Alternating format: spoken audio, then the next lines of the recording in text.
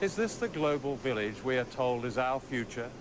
Or is it merely an old project that used to be run by the divine right of kings and is now run by the divine right of multinational corporations and by the financial institutions and governments that back them? This film is about these new rulers of the world, and especially their impact on one country, Indonesia. This is Ill-ections or Ill-ections to come.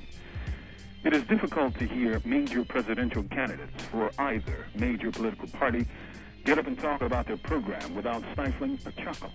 Almost all of them are corporate henchmen who've gotten their political positions by serving the whims of their corporate elites.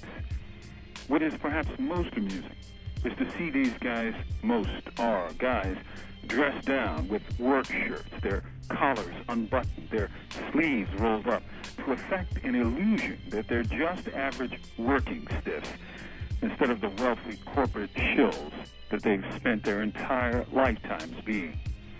It is a telling reflection of the political need to perform this schlocky kind of theater in order for them to begin to be heard by average, everyday folks among the American citizenry.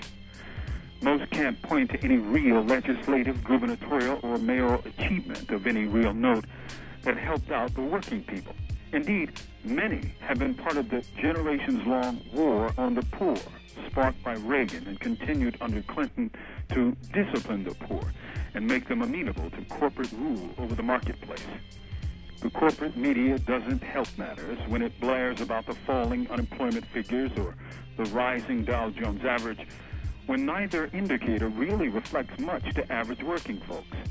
The unemployment rates are notoriously unreliable, for they never reflect those millions who have simply given up looking for work, those who are on disability, or those many in prison.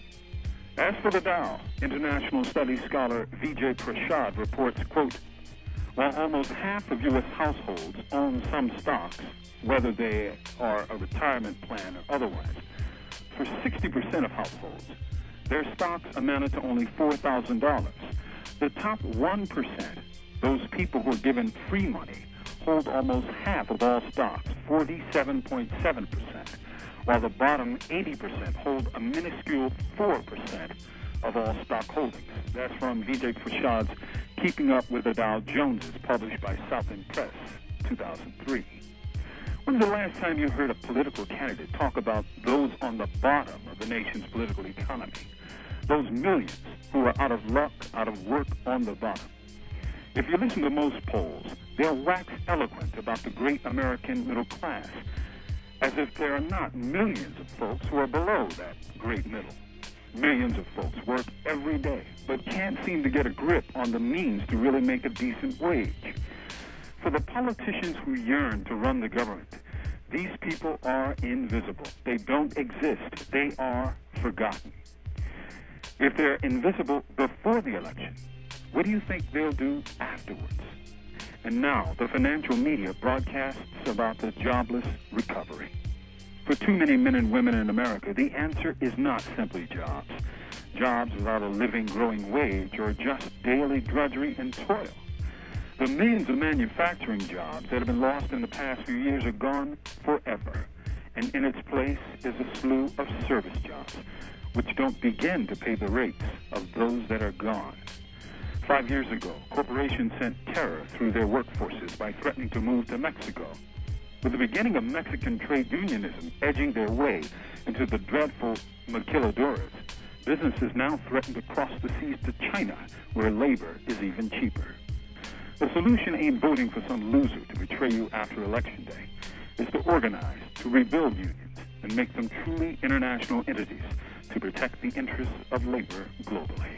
From death row, this is Mumia Abu-Jamal. In recent months, more than 1 million people, most of them young, have protested against a new economic order called globalization. This represents one of the greatest in the 60s. Surely never before has the human race enjoyed such amazing capacity to create wealth and reduce poverty.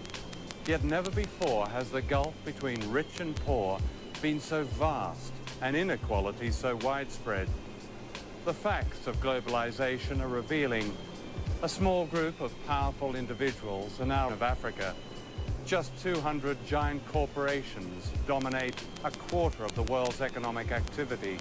General Motors is now bigger than Denmark. Ford is bigger than South Africa. Unseen by shoppers in the high street, the famous brands of almost everything from running shoes to baby clothes are now made in very poor countries with cheap labor, at times bordering on a form of slave labor. Tiger Woods, the golfer, is paid more money to promote Nike than most of the entire workforce actually making Nike products here in Indonesia.